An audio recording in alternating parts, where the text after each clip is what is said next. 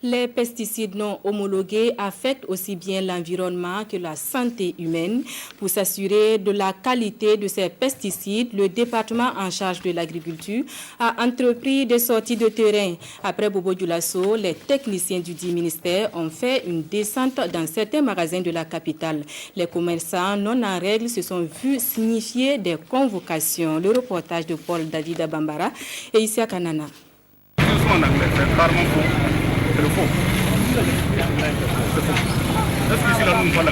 Contrôle inopiné des pesticides ce samedi matin aux alentours du grand marché de Ouagadougou pour le regard des forces de défense et de sécurité. La direction de la protection des végétaux et du conditionnement du ministère de l'Agriculture est en croisade contre ce produit non homologué et Salif Guiro est le premier à se faire prendre. Je vais vous donner un papier. Si vous voulez bien vendre les produits, vous venez dans notre service. Comment vous trouvez l'action de M. Sengala ce matin-là? Un silence qui tranche d'avec Ibrahim Kafando qui dispose, lui, d'un agrément qui l'autorise à exercer. Homologués ou non, ces produits ne doivent pas être vendus au hasard, mais beaucoup de personnes ignorent cela. Elles ne voient que le profit, mais en toute chose, il faut connaître les règles de son activité. Une autorisation que Issa Kassanouidi a travaillé à avoir, lui qui a vu sa boutique de vente de pesticides scellée courant juin. Les produits non homologués aussi, c'est très dangereux pour la santé.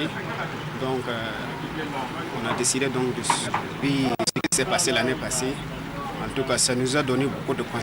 Voilà, donc cette année, on s'est mis à jour et c'est bien.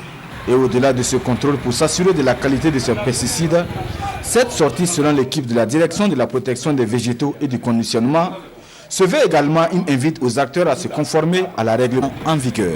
Tout ce qui est recherché également, c'est que les acteurs sentent que ces produits ne doivent pas être vendus n'importe comment, parce que les pesticides, qu'ils soient à usage agricole ou qu'ils soient à usage domestique, sont des produits dangereux.